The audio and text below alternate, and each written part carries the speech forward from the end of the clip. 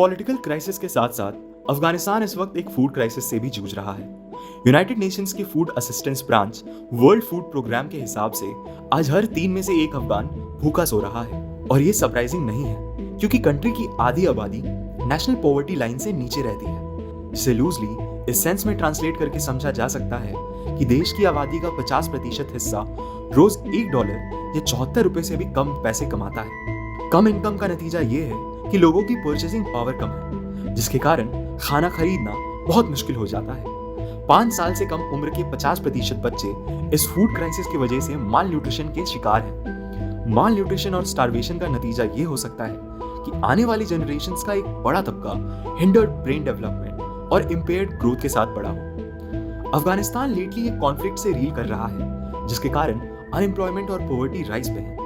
मगर तालिबान और अफगान गवर्नमेंट की कॉन्फ्लिक्ट डीपनिंग हंगर क्राइसिस को पूरी तरह से एक्सप्लेन नहीं कर सकती है। मोटे तौर पे देखा जाए तो हंगर क्राइसिस के 3 मेजर कारण जॉट किए जा सकते हैं: ड्रॉट्स, फ्लड्स और कॉन्फ्लिक्ट। 2018 और 19 में अफगानिस्तान एक मैसिव ड्रॉट की चपेट में आया था। दरअसल देश का अधिकतर एग्रीकल्चर वाटर सप्लाई पहाड़ों में जमा आइस, ग्लेशियर और स्नोफॉल से आता है। एक लीड आउट कनाल सिस्टम इनसे निकलने वाले पानी को अफगानिस्तान की खेतों तक पहुंचाता है।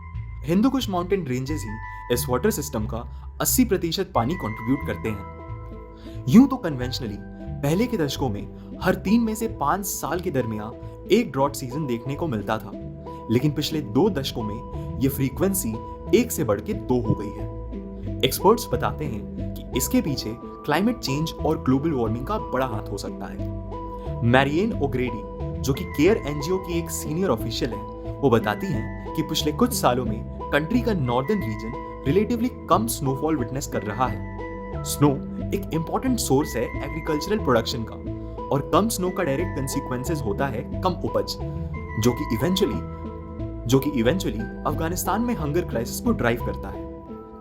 वहीं स्वेन हार्मेलिंग बताते हैं कि बढ़ते ग्लोबल वार्मिंग के कारण साल 2100 तक अफगानिस्तान में 60 डिग्री सेल्सियस तक तापमान बढ़ने की आशंका है, जिसके in a long run catastrophic consequences हो सकते हैं। अब majority of Afghan society subsistence agriculture पे रिलाई करती है, जो कि एक ऐसा मेथड है जिसमें सिर्फ उतना ही उगाया जा सकता है जिससे अपना खुद का गुजारा हो सके। 2018-19 की ड्रॉट में पानी की आहत में कई सारे क्रॉप्स मैसिवली डैमेज हुए। रफ टेरेन्स की वजह से लोगों का मार्केट्स तक पहुंचना भी बहुत मुश्किल हो गया। लोग इवेंचुअली रूरल एरियाज से अर्बन सेंटर्स में माइग्रेट करने में आमादा हो गए in search of foods and other basic necessities. 2018 के ड्रॉट्स ने देश के 34 में से 22 प्रोविंसेस को इफेक्ट किया, which resulted in the migration of around 2.5 lakh people. अब फ्लैश फ्लड्स एक और बड़ा कारण है अफगानिस्तान में फूड इनसिक्योरिटी एलिवेट करने का। मार्च 2020 के बाद से अफगानिस्तान के नॉर्थ ईस्टर्न रीजन में रेगुलर फ्लडिंग्स हो रही हैं। इन फ्लड्स ने अभी तक 18 प्रोविंसेस में कई जानें ली हैं, जिसकी वजह से करीबन 15,300 लोग इफेक्ट हुए हैं। पहले ड्रॉट्स और फिर 1 साल बाद फ्लड्स की चपेट में आने के कारण अफगानिस्तान की एग्रीकल्चर मैसिवली इंपैक्ट हुई है, खास के वीट, जो कि वहां पे एक स्टेपल सीरियल क्रॉप है। नेचुरल फैक्टर्स के अलावा एक मैन मेड कॉन्फ्लिक्ट ने भी अफगानिस्तान की फूड क्राइसिस को ट्रिगर करने का काम किया है। 4 दशकों से चली आ रही वॉर के कारण अफगानिस्तान वर्ल्ड स्टेज पे आइसोलेटेड रहा और ग्लोबल इकोनॉमी में पार्टिसिपेट नहीं कर पाया। इसके मायने ये थे कि अफगानिस्तान लार्जली एक अग्रेरियन सोसाइटी बन के रह गया। नियरली 70% ऑफ अफगान्स आज भी डिपेंड करते हैं एग्रीकल्चर पे as their main source of livelihood. मगर अकेले एग्रीकल्चर एक रिलायबल सोर्स ऑफ लाइवलीहुड नहीं है। Recurring war accompanied with droughts and floods ने फार्मलैंड्स और मार्केट प्लेस दोनों को ही डिस्ट्रॉय कर रखा है, which has left people without a source of income and subsequently without proper nourishment. In 3 factors को और भी वर्स बना देता है कोविड-19। हेवी डिमांड और कम सप्लाई के कारण व्हीट फ्लोर और कुकिंग ऑयल के प्राइस पिछले 1 साल में 23% तक बढ़ गए हैं।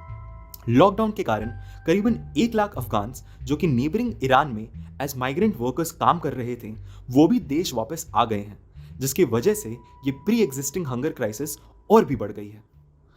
यूनाइटेड नेशंस की food assistance branch World Food Programme 1963 से ही अफगानिस्तान में मौजूद है। ये ऑर्गेनाइजेशन अफगान सिटीजन्स को फ्री फूड मुहैया कराने का काम करती है। लेकिन रीसेंट तालिबान टेक ओवर के बाद से ये सवाल उठने लगा है कि यूएन, जिसने तालिबान को अपने लिस्ट ऑफ टेररिस्ट ऑर्गेनाइजेशंस में डाल रखा है, वो यहाँ कैसे ऑपरेट करेगी। इसके जवाब देते हुए यूएन की ह्यूमैनिटेरियन कोऑर्डिनेटर फॉर अफगानिस्तान ने कहा कि यूएन के ह्यूमैनिटेरियन आर्म ने पिछले 18 साल में कभी भी तालिबान के साथ काम करने से खुद को नहीं रोका है और वो इस वक्त तालिबान की अपैरेंट गवर्नमेंट से गारंटीज भी सीख कर रहे हैं।